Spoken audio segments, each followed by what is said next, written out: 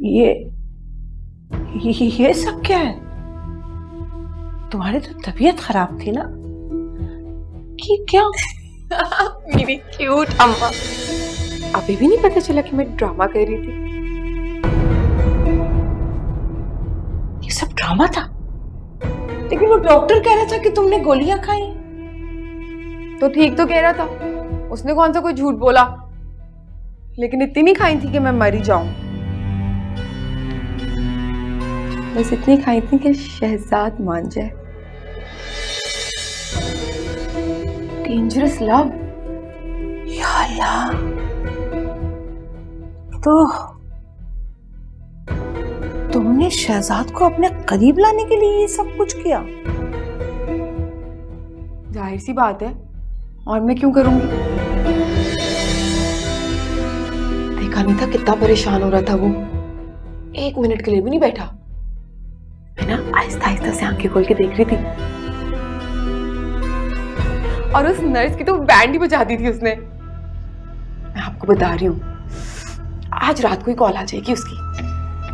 माफ कर देगा अब मुझे। लेकिन तुम्हें कैसे पता था कि वो फौरन ही हॉस्पिटल आ जाएगा? अल्लाह माँ, कसम ले लो मुझसे, ये तो मुझे भी नहीं पता था कि वो आ जाएगा। मैं भी इतनी हैरान हुई कि वो डायरेक्ट वहां आ गया।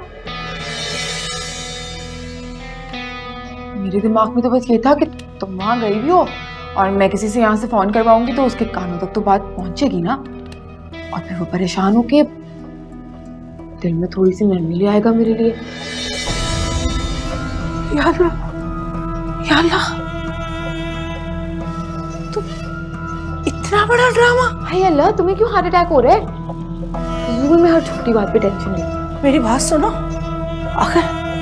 अगर वो ये सब करने से भी नहीं माना तो क्या करोगी?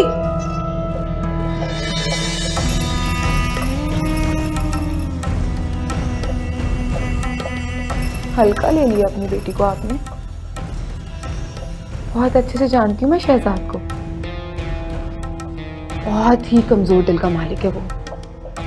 किसी का आंसू बर्दाश्त नहीं होता उससे, और मुझे तो थोड़ा बहुत पसंद भी करता है ना। कैसे बर्दाश्त करेगा?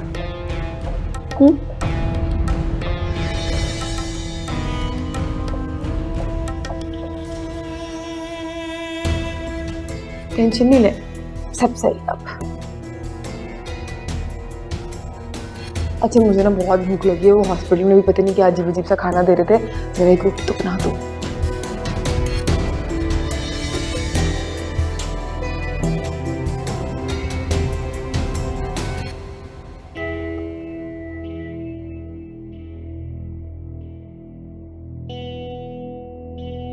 नहीं उठाया?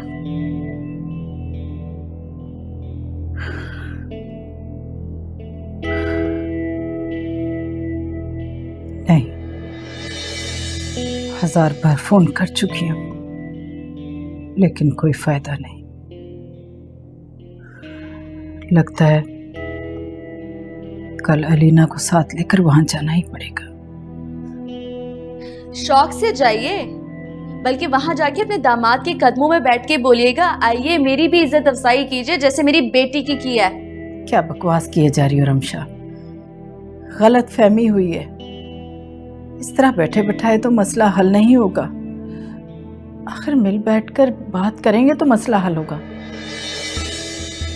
वैसे अम्मी, बड़ी खुशफहमी है आपको। आपको क्या लगता है उन्होंने ये मसला हल करना है? अगर करना होता ना तो अब तक फोन कर चुके होते। लेकिन कुछ ना कुछ तो करना पड़ेगा ना। अब इस तरह अपनी बेटी को अपने घर में तो नहीं बिठा सकती। तो वहां भेज सकती है उसे, उस शख्स के पास जिसे ना उसकी इज्जत का ख्याल है और ना उसकी किसी बात पे वो यकीन करता है। चाहे कुछ भी हो, मैं अलीना को लेकर कल जरूर जाऊंगी वहां पर। क्या होगा, ज्यादा से ज्यादा यही करेंगे ना कि अंदर नहीं जाने देंगे, तो ना जाने दें।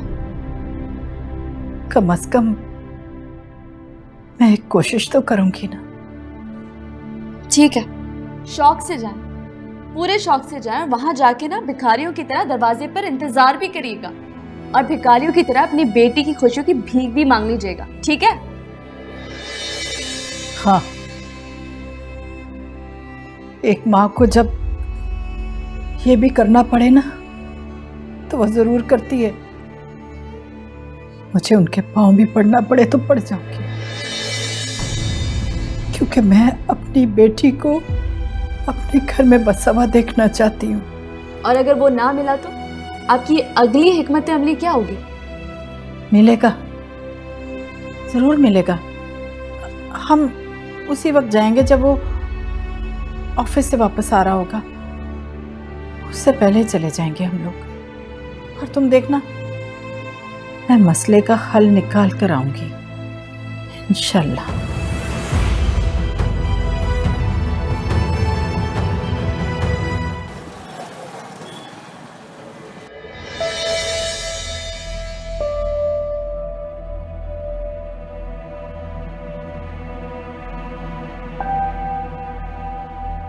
बेल दो ना।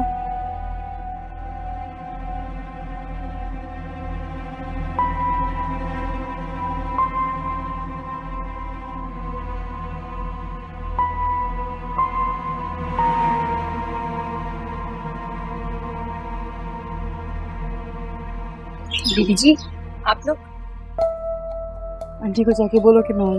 बीबी जी, बेगम साहिबा ने आपको अंदर आने के लिए मना किया है। अगर उन्हें पता चल गया कि आप लोग आई हैं तो वो मुझसे बहुत खफा होंगी। आप लोग वापस चले जाएं। अली कहाँ है? अली साहब तो ऑफिस गए हैं। तो ठीक है, हम लोग यहीं खड़े होकर उसका इंतजार करेंगे। मैं उसे मिले बगैर नहीं जाऊंगी।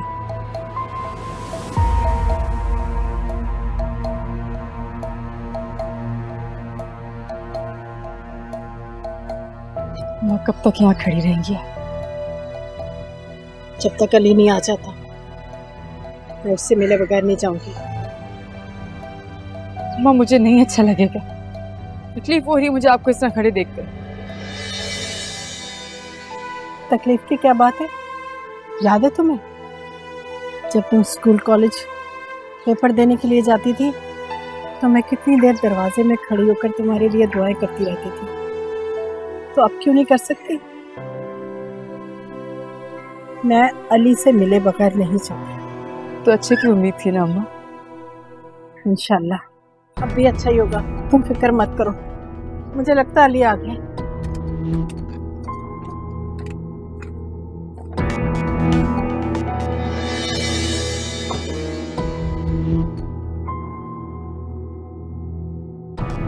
आप यहाँ? बेटा, मुझे तुमसे जरूरी बात करनी है, मगर यहाँ नहीं, अंदर।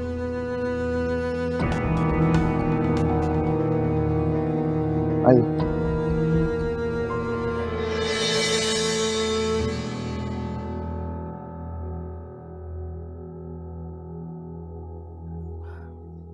मैं जानती हूँ बहुत बड़ी गलतफहमी पैदा हो गई है, लेकिन जब तक हम लोग बात नहीं करेंगे इसे कैसे दूर कर सकेंगे? गलतफहमी की तो बात ही नहीं। एक बंदा भरे मॉल में आता है, आपकी बेटी का सारा बायोडेटा मुझे बता देता है, उसका नाम लेता है,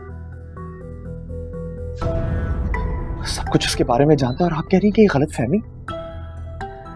लेकिन बेटा, अलीना उसे नहीं जानती। ये तो ये कह रही है ना। लेकिन बेटा, हमें इसकी बात पर यकीन कर लेना चाहिए। मैं इससे ज्यादा उन हालात का यकीन कर रहा हूं जो मेरे सामने है। आप मान क्यों नहीं लेती कि आपकी बेटी का गुनाह सामने आ गया?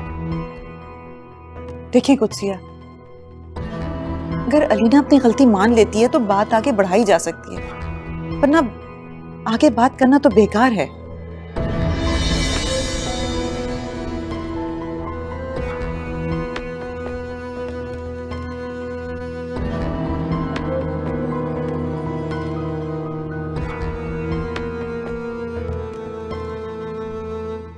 अलीना मेरी बेटी है और मैं जानती हूँ मेरी बेटी ऐसा कुछ नहीं कर सकती।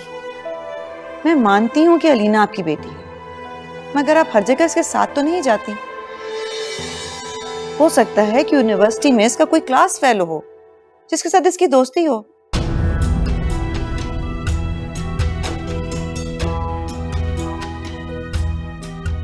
ठीक है, मैं मानती हूँ इससे गलती हुई है,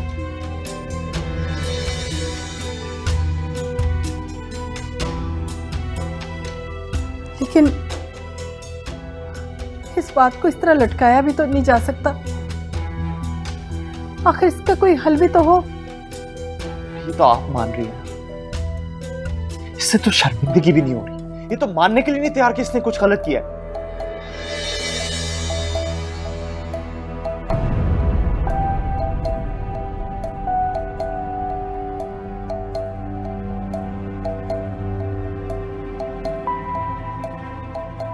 ठीक है, और अगर ये मान ले तो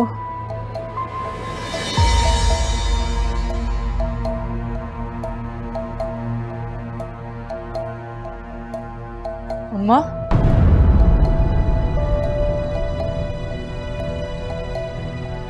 ऐसे नहीं आंटी,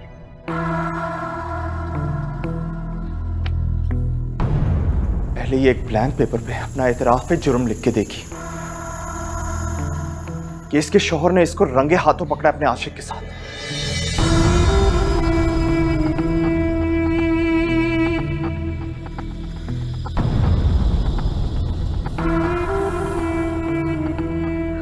उसके बाद ये एक माफीनामा लिखेगी, फिर सोचेंगे कि इसको घर कब लेके आना है।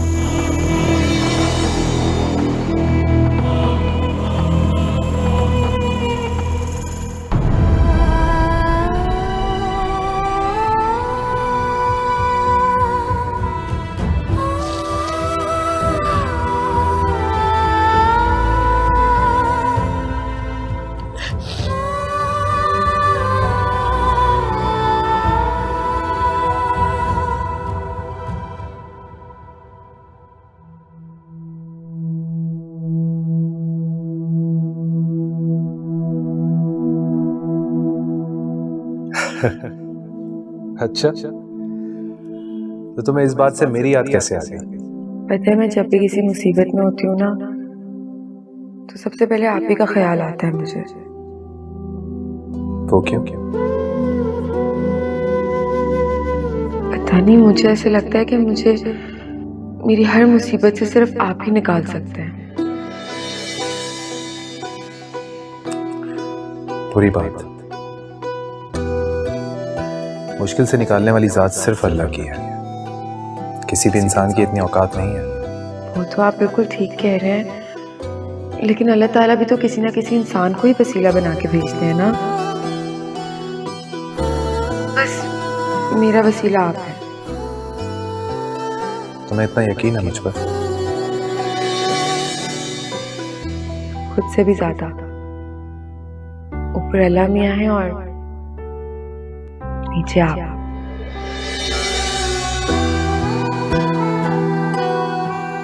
बस आप मुझे कभी भी किसी भी हाल में मत छोड़िएगा शहजादा। कभी भी नहीं छोड़ूंगा, कभी भी नहीं।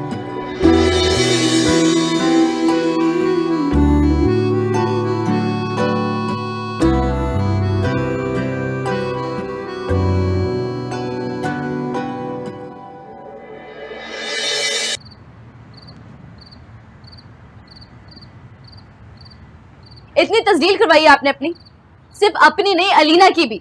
मैंने मना किया था आपको कि ना जाए वहां पर मेरी बात आपकी समझ में नहीं आती। तो मुझे क्या पता था उसे घर में रखने के लिए ऐसी शर्त रखेगा। मेरा बस नहीं चल रहा, उस घटिया इंसान की जान ले लूं मैं अपने हाथों से। अम्मी, मेरी बात माने अम्मी, बस अब खत्म करें इस मामले को। मैं कैसे खत्म कर दूं कि अपनी बेटी का घर अपने हाथों से तबाह कर दूं मैं? क्या मतलब है आपका? आप अभी भी अलीना को उस शख्स के साथ भेजने के लिए तैयार बैठी हुई हैं? तो क्या करूं? घर में ले आऊं उसे? इतना आसान नहीं है ये, इतना आसान नहीं है बेटा। और वो शर्त जो उस शख्स ने अलीना को वापस ले जाने के लिए रखी है, वो उसके बारे में तो सोचे अम्मी। खुदा का वास्ता है आपको अलीना को उसकी अपनी नजरों में इतना ना गिराएं। खुदा का वास्ता है आपको कि वो उसे बेजान समझकर जमीन में ही गाड़ दे।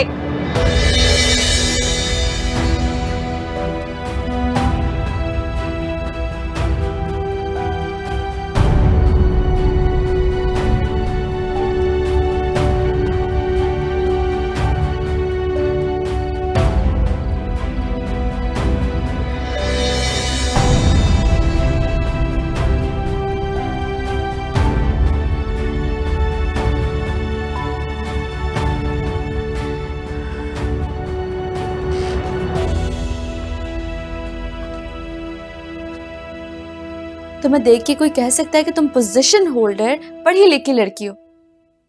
अपनी हालत तो देखो, बच्चों की तरह रो रही हो।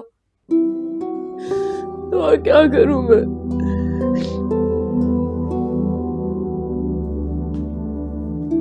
क्या मतलब है और क्या करूं मैं? वहां बैठकर 2 हर्फ लानत के देकर आती उसके मुंह पे। एटलीस्ट अपनी इज्जत का तो पास रख लेती। मैंने मुझे कुछ बोलने ही कहा दिया उसके सामने, ना ही कुछ सफाई में बोलने दिया अपनी। अलीना, जिन्हें बोलना होता है ना, वो किसी के वक्त या मौके की तलाश में नहीं होते। डंके की चोट पर बता कर आ जाते हैं कि उनकी औकात क्या है और हमारी हैसियत क्या है। तुम ये कह सकती हो कि तुम इस सिचुएशन से नहीं गुजरी ना, इसलिए। अगर मैं किसी ऐसी सिचुएशन से गुजरी ना, तो देख लेना मैं किस तरह से अपनी अन्ना और अपनी इज्जत के लिए हर हद से गुजर जाऊंगी और बता दूंगी दुनिया को कि कैसे होते हैं हिम्मत वाले। अब क्या करूं?